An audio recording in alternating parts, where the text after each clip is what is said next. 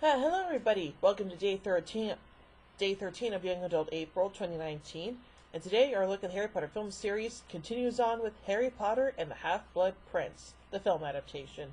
So this one, I'll be looking at the plot, the production, and differences from the book. So, here we go. Lord Voldemort is tightening his grip on both the Wizarding and Muggle worlds, kidnapping Ollivander from Diagon Alley and destroying the Millennium Bridge. That's not good. The Malfoy family is disgraced when Lucius is apprehended and sent to Azkaban for his involvement with the Death Eaters. Ha ha!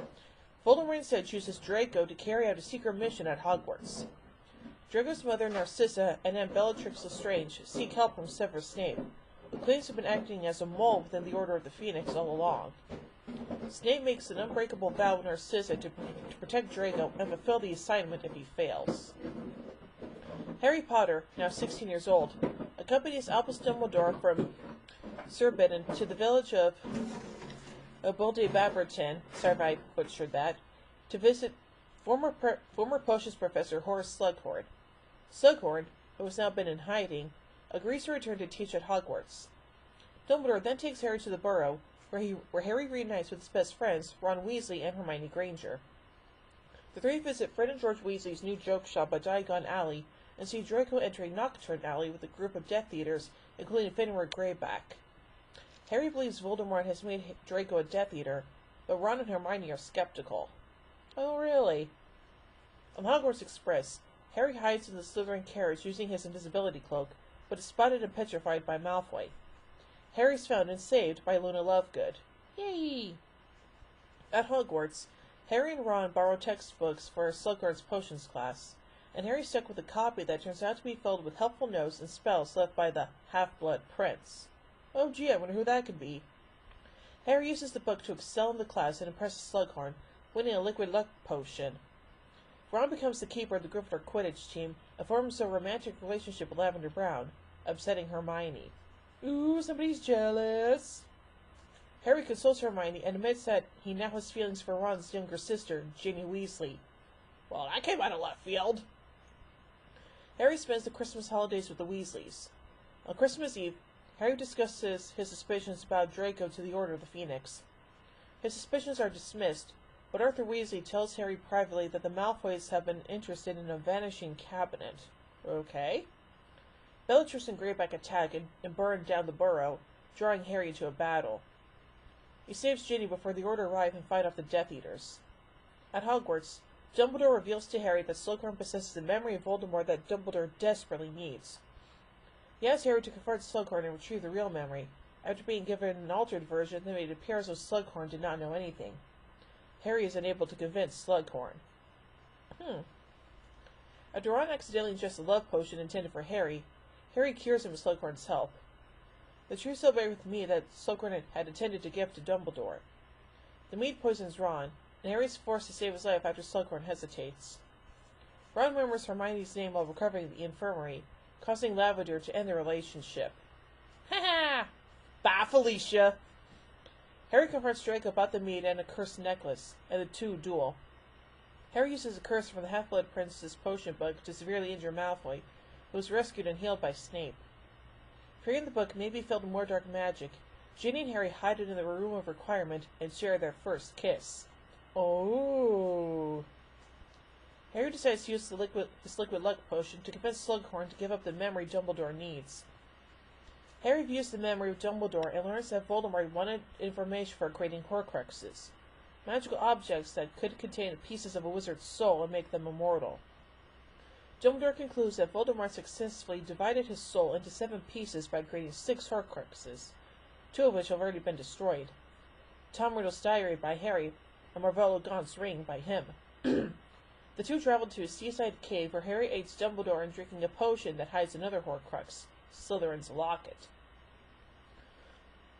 Awakened Dumbledore defends them from Inferi and apparates back to Hogwarts.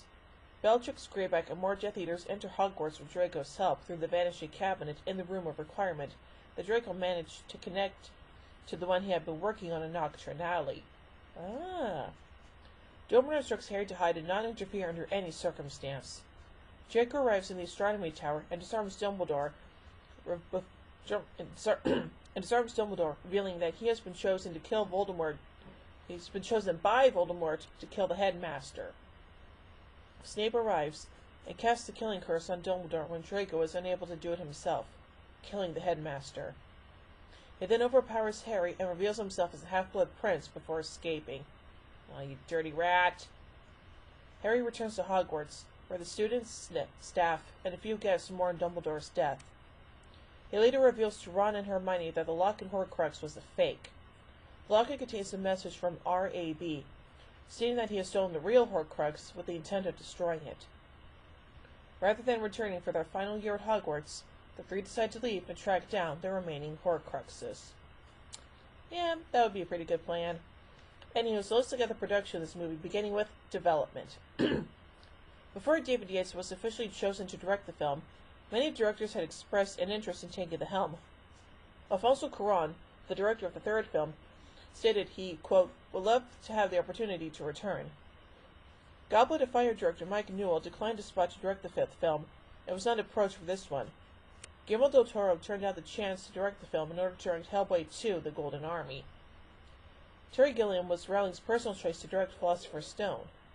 When asked whether he would consider directing a later film, Gilliam said, quote, Warner Brothers had their chance the first time around, and they blew it. Rude. In an interview with Dark Horizons, Yates said that, quote, I was still working on Order of the Phoenix when they asked me to do Half-Blood Prince, so they were really delighted with the material that they were seeing while we were in post-production, and the conversations happened before the movie was released, because they had to start pre-production on it while Order of the Phoenix was being promoted. It was just something they see in the work that they really liked and responded to. Yates described Half-Blood Prince as, quote, as being, quote, a cross between the chills of Prisoner of Azkaban and the fantastical adventure of Goblet of Fire. Emma Watson considered not returning for the film, but eventually decided that, quote, the pluses outweigh the minuses. I could not bear to see anyone else play Hermione. Composer Nicholas Hooper returned from the last film. He included a reworking of John Williams' Hedwig's theme, which has recurred in all scores. Also maintained were costume designer Jenny Timine, visual effects supervisor Tim Burke, creature and makeup effects designer Nick Dudman, and special effects supervisor John Richardson for the third film. Yates and Heyman have noted that some of the events of Harry Potter and the Deathly Hallows influenced the script of Half-Blood Prince. Now on to casting. Christian Coulson, who played the young Tom Riddle in Chamber of Secrets, expressed an interest in returning in the role for flashback sequences. Yates responded that Coulson was too old, nearing 30, to be playing the role. Jimmy Campbell Bower, who had appeared in Sweeney Todd the Demon Barber Fleet Street, previously noted that he had his, quote, fingers crossed he would be cast as the young Riddle. Bower was, however, later cast as teenage Gellert Grindelwald in Harry Potter and the Deathly Hallows Part 1. Thomas James Longley was the original choice to take on the role, but Riddle was ultimately played by Hero Fiennes Tiffin as a child and Frank Delane as a teenager. Helen McCrory appears as Narcissa Malfoy, Draco's mother and younger sister of Bellatrix. McCrory was originally cast as Bellatrix in Order of the Phoenix, but had to drop out due to pregnancy. Naomi Watts was previously reported as having accepted the role, only for it to be denied by her agency. Both Clemens Posey, who played Ford Delacour, and Chris Rankin, who had played Percy Weasley, were interested in returning, but did not appear in the film. After Bill Nye expressed an interest in appearing, Yates confirmed that Nye would be his first choice for the role of Minister of Magic Rufus Scrimgeour. Scrimgeour's character was ultimately cut from the film, but Nye appeared in his role in Deathly Hallows. Now on to the sets. Stuart Craig, the production designer of the first 5 films, stayed on to design all the sets in Half-Blood Prince. Several new sets are introduced, including Tom Riddle's orphanage, Astronomy Tower, and the cave. Craig noted that the film used several CGI sets, noticeably the interior of the cave where Harry and Dumbledore both go to hunt Horcruxes. The interior of the cave scene was filmed at the Cliffs of Moher in the west of Ireland, the only location to be filmed outside of the United Kingdom throughout the film series. The interior of the cave is made of geometric crystal formations.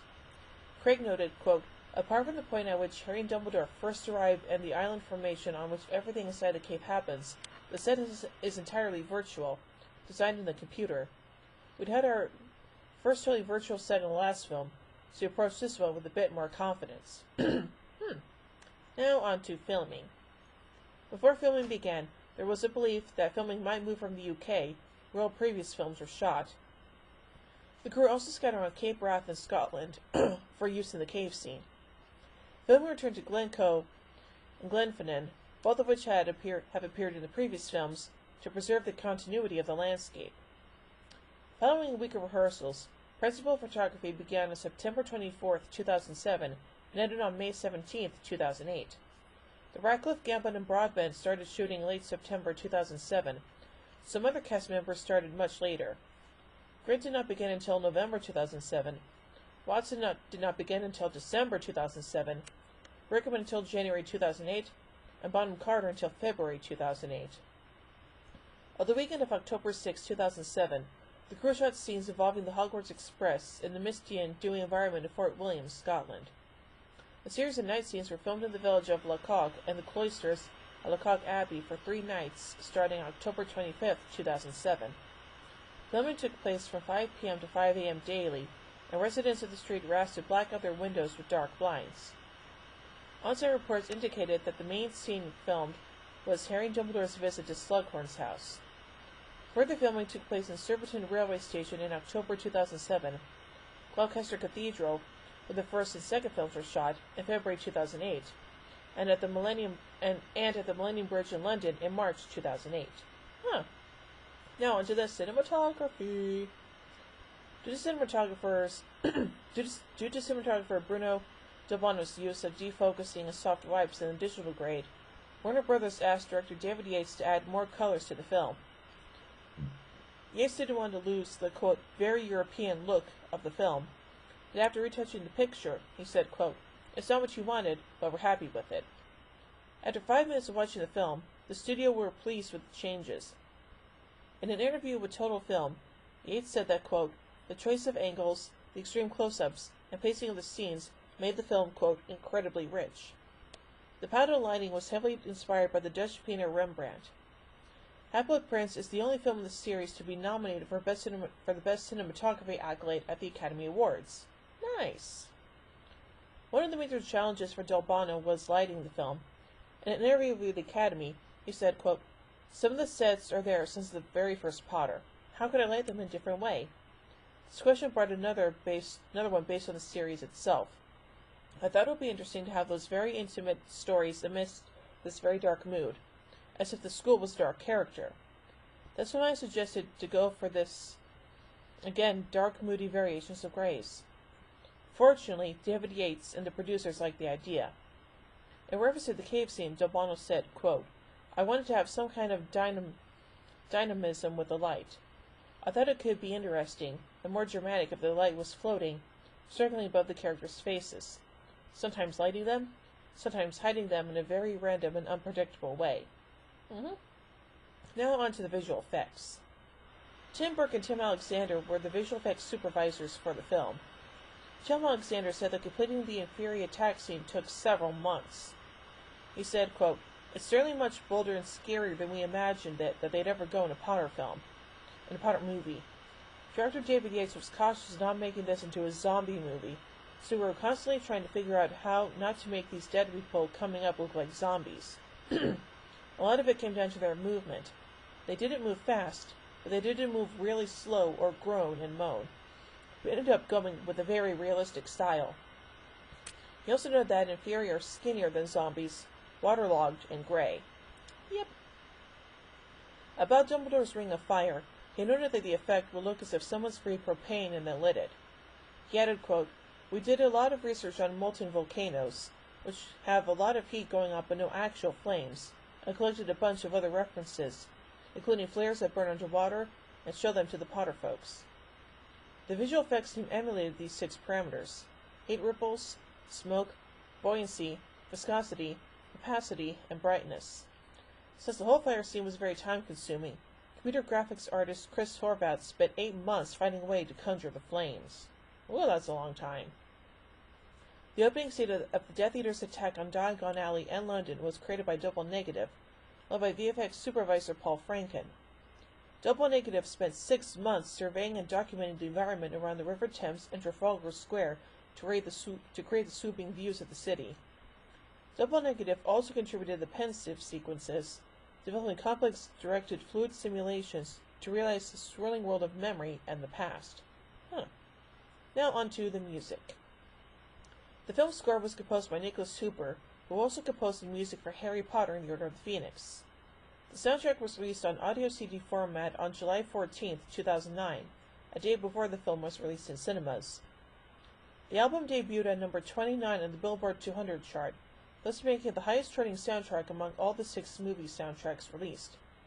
It was nominated for the 2010 Grammy Award for Best Soundtrack Album for Motion Picture, Television, or Other Media.